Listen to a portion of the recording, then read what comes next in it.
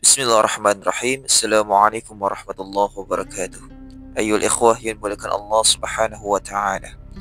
Zaman terus bergerak. Dunia tidak pernah tinggal diam. Perubahan menjadi satu-satunya keniscayaan yang takkan berubah. Teknologi melesat, budaya berputar, dan sistem-sistem lama runtuh digantikan oleh sistem yang baru. Di tengah pusaran transformasi global ini, sebagian orang mempertanyakan, masihkah Islam, agama yang diturunkan di Gurun Hijaz 14 abad yang silam, tetap relevan di abad informasi dan kecerdasan buatan seperti yang kita rasakan pada saat ini? Masihkah ajaran yang lahir dalam konteks masyarakat tribal dapat berbicara kepada dunia yang kompleks, cair, dan penuh paradoks ini? Ayol ikhwah, pertanyaan ini tampaknya modern, tapi sesungguhnya lahir dari kesalahpahaman yang klasik bahwa Islam adalah sistem kaku, tertutup, dan juga historis. Padahal, siapa yang memahami Islam dari sumbernya yang murni dan dalam konteks tujuannya yang luhur akan segera menangkap bahwa Islam tidak dibentuk oleh zaman, tapi membentuk zaman. Ia tidak hidup dalam ruang budaya, tapi memberi arah kepada berbagai peradaban manusia yang berbeda. Islam tidak pernah mengklaim diri sebagai agama Arab. Ia adalah risalah semesta. Rasulullah SAW tidaklah diutus untuk satu kabilah atau satu bangsa saja, tapi untuk seluruh umat manusia. Wa ma arsalnaka illa kaffatan linnas basyiran wa nadhira. Dan tidaklah kami mengutusmu, wahai Muhammad, melainkan kepada seluruh umat manusia sebagai pembawa kabar gembira dan pemberi peringatan. Ayul ikhwah, klaim semesta ini bukan klaim kosong. Ini dibangun dari atas struktur nilai dan hukum yang terbuka untuk dilaksanakan dalam berbagai kondisi ruang dan waktu. Islam hadir dengan karakter universalitas, asyumul, dan fleksibilitas, al-murunah. Nilai-nilainya bersifat abadi, tetapi bentuk aplikasinya dapat mengikuti perubahan sosial dan juga budaya. Dalam istilah para usuliyin, Islam memuat prinsip al-thawabit wal mutaghayyirat, antara yang tetap dan yang bisa berubah.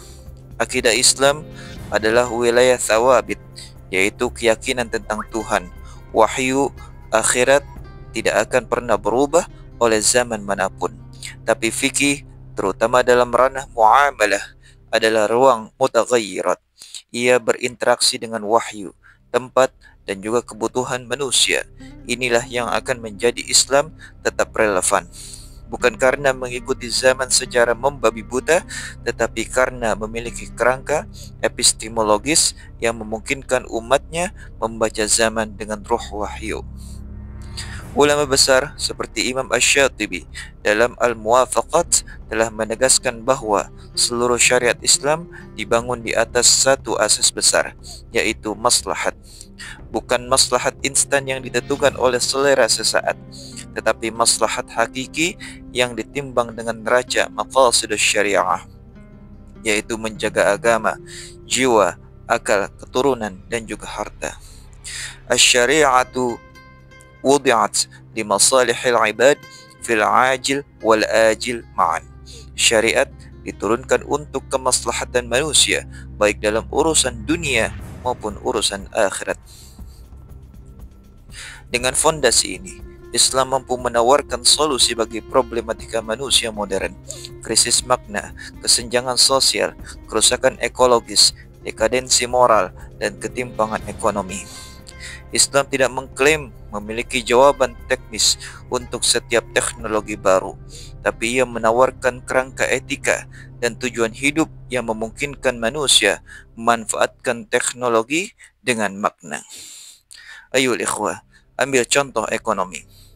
Di saat sistem kapitalisme global melahirkan ketimpangan kronis, Islam hadir dengan sistem keuangan yang melarang riba, mengharuskan keadilan dalam transaksi, dan mendorong redistribusi melalui zakat dan juga infak.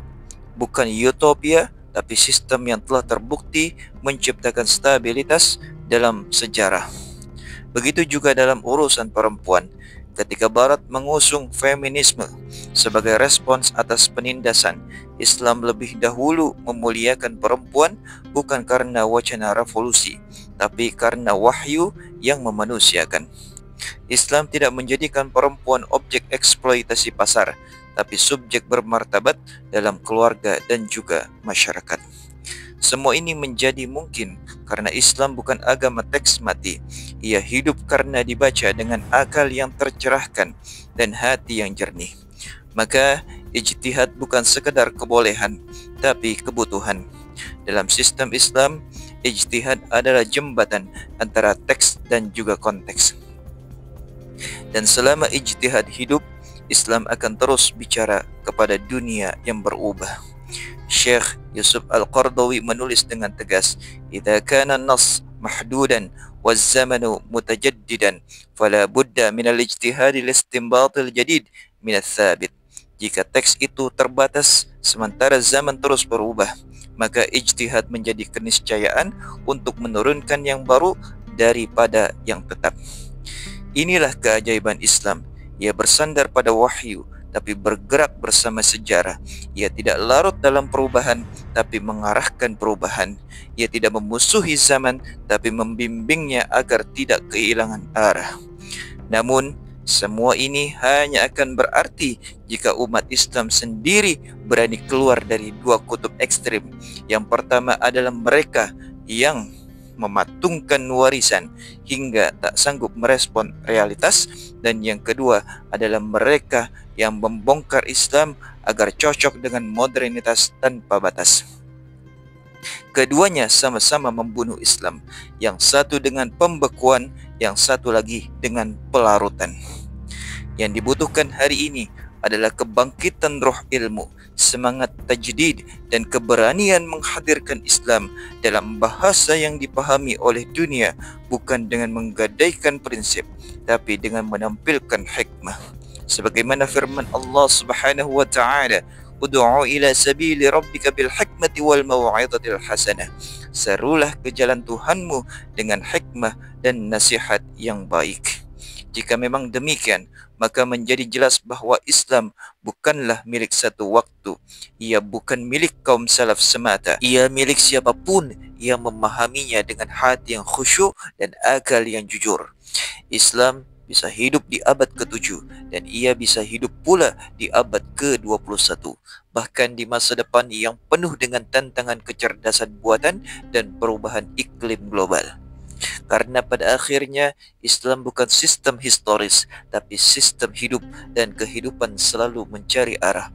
Maka selama manusia masih mencari kebenaran, Islam akan tetap menjadi jawabannya. Hadanallahu wa iyyakum ajma'in. Wassalamualaikum warahmatullahi wabarakatuh.